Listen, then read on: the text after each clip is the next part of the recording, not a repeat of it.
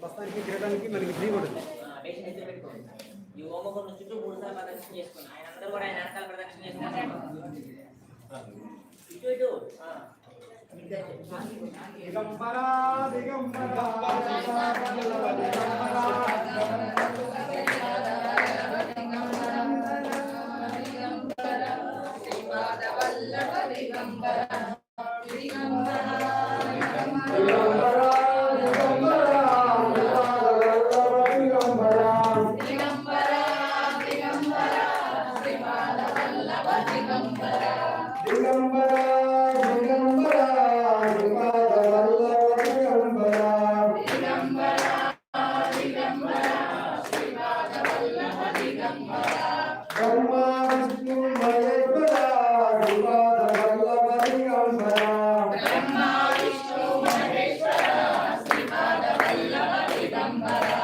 Digambara